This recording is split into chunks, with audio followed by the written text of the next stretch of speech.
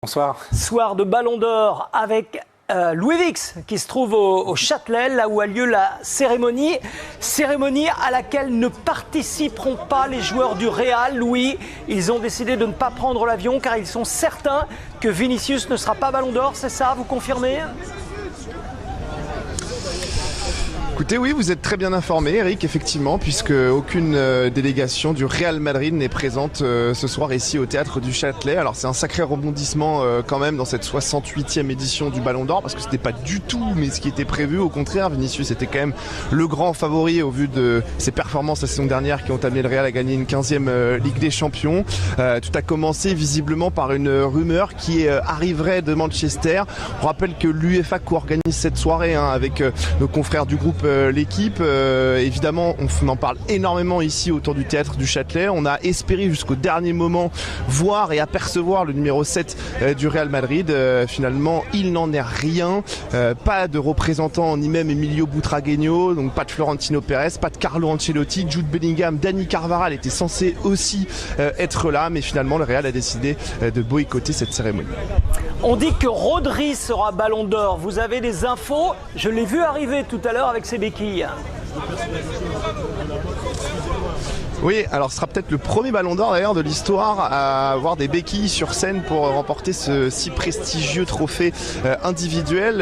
Effectivement, alors ce qui est sûr, c'est que nos confrères du groupe L'équipe nous ont assuré depuis maintenant plusieurs semaines que le scénario avait changé, que désormais seules deux personnes, à savoir le directeur de la rédaction de France Football et le directeur de la rédaction de la chaîne Équipe, étaient au courant du nom du lauréat de cette 68e édition. Donc ce qui pose question, c'est évidemment comment se fasse que le Real Madrid désire et commencer à apprendre que finalement Vinicius ne serait pas numéro 1 mais plutôt numéro 2. C'est ça qui pose question. En tout cas, lui, Rodri, affichait un large sourire il y a quelques minutes lorsqu'il est arrivé ici avec ses béquilles. Il est à quelques minutes justement de vivre l'une des plus belles soirées de sa vie.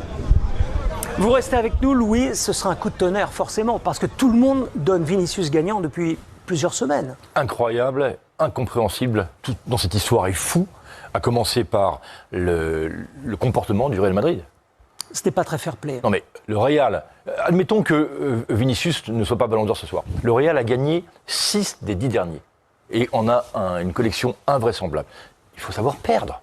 C'est le football. Surtout si un Espagnol, Rodri, champion d'Europe avec la Rora.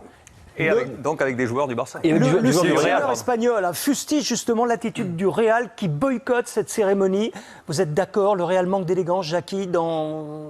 C'est le moins qu'on puisse dire. C'est quand même le plus grand club du monde qui a eu énormément de ballons d'or et Dieu sait s'ils étaient tous prestigieux. Et de ne pas venir, je pense que ça manque d'élégance, ça manque de fair play. Et surtout, Vinicius, à mon avis, s'il n'est pas premier, il sera certainement deuxième. Donc... l'absence du Real, c'est vraiment une tâche assez importante. Le Real dit ne pas se sentir respecté par l'UEFA et par les organisateurs du Ballon d'Or. C'est-à-dire ça vous fait sourire. Ils ne sont respectés que quand ils gagnent, en fait. C'est un peu ça. Parce que le Real, on sait que le Real et l'UEFA sont à couteau tiré depuis la fameuse affaire de la Super League, qui avait été promue par Florentino Pérez notamment et par le Barça à l'époque. Mais c'est inaudible. D'autant plus inaudible, je pense à quelque chose de très simple. Toni Kroos a été le grand organisateur du Real. Le successeur potentiel, ou un successeur potentiel à ce poste-là, le meilleur aujourd'hui, c'est Rodri, un Espagnol. On peut tout à fait l'imaginer rejoindre le Real. Donc être aussi mesquin, si c'est ça, ça paraît fou. Non, mais si c'est ça et qu'ils s'en prennent à l'UEFA, ça veut dire que clairement, ils sous-entendent que le vote est truqué. Sinon, pourquoi dire qu'on leur manque de respect ? On va revenir justement sur cette fuite, Louis. Vous nous disiez tout à l'heure que seules 2 personnes étaient dans le secret et c'est l'UEFA qui aurait laissé fuiter le nom du Ballon d'Or auprès du Real.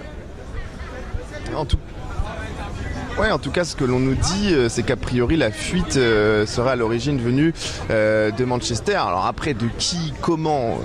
À quelle heure exactement, ça, malheureusement, on n'est pas encore en mesure de vous le dire. Et d'ailleurs, c'est une interrogation que l'on est en train de lever dans les prochaines heures et dans les prochains jours. Parce qu'à croiser certains confrères du groupe L'équipe depuis le début d'après-midi que nous sommes ici avec Nicolas Paillard, ça faisait grise mine quand même. C'était pas du tout le scénario imaginé ce soir. Normalement, il devait y avoir au premier rang Rodri, Vinicius, Bellingham et Dani Carvajal. Et aucun des 4 n'était au courant de la décision. Donc il y a quelque chose qui a cloché dans le processus, ce nouveau processus mise en place par le groupe L'Équipe pour cette 68e édition. Ce que l'on peut vous dire juste par rapport à hier soir, c'est que à la base, des joueurs comme Vinicius, comme Carvajal et comme Bellingham étaient censés venir à Paris dès hier soir pour passer une soirée. Bon, il y a eu la claque face au Barça samedi soir qui les a un petit peu refroidis, et des premières rumeurs qui dès hier soir ont fait comprendre à Vinicius qu'a priori il serait plutôt numéro 2 que numéro 1. L'accueil de Rodri, parce que tout à l'heure, juste avant de prendre l'antenne, j'ai entendu des supporters du Real, français ou pas, je ne sais pas, scander le nom de Vinicius. C'est un petit peu chaud à l'entrée du Châtelet. Ouais, alors c'est un petit peu chaud là, ils sont calmes, on va tenter de les montrer avec Nicolas Paillard. Ils sont une bonne vingtaine ou trentaine depuis le début de la soirée. Et voilà, Vinicius, à chaque fois, c'est le nom qui ressort. Vini Ballon d'Or, il y a des maillots de Vinicius depuis le début de l'après-midi. La plupart sont venus pour voir le sacre de numéro 7. Ils ont sifflé copieusement l'arrivée de la délégation du Barça emmenée par Joan Laporta. Il y avait également Lamine Yamal et Dani Olmo. Mais on croit encore au sacre de Vinicius Junior qui paraît évidemment très très improbable au moment où nous parlons.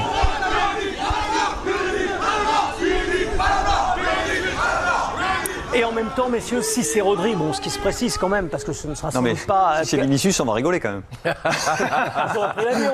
Ils auraient pris l'avion, Dominique. Alors, un jet privé va se poser au Bourget dans quelques minutes, vous allez voir. Jackie, Rodri, ce ne serait pas un scandale? Bah non, c'est quand même un joueur exceptionnel, grand taille, milieu défensif, c'est un joueur d'équipe, bien connecté, on en parlait, avec ses partenaires.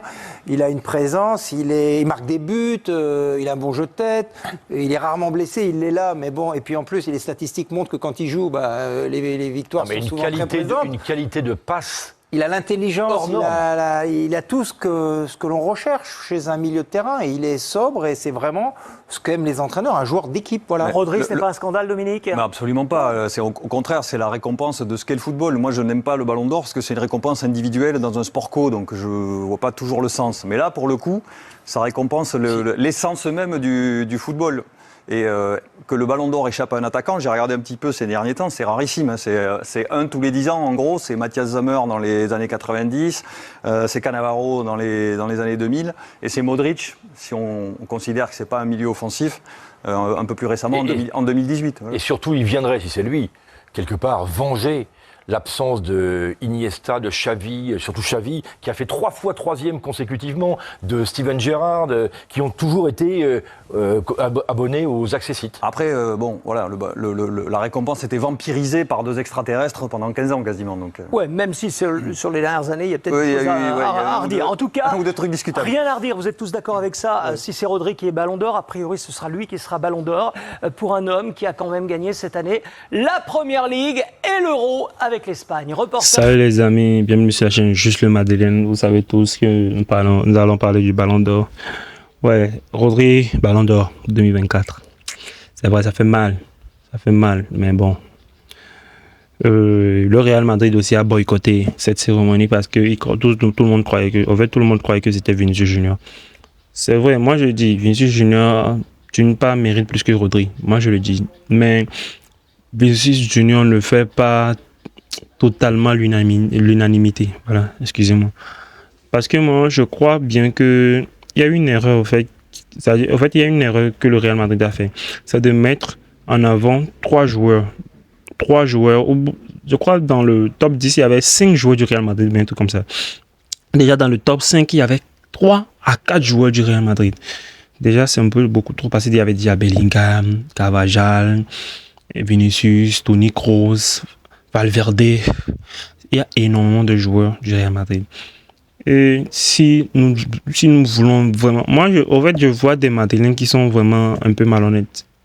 Désolé de le dire, mais c'est un peu malhonnête.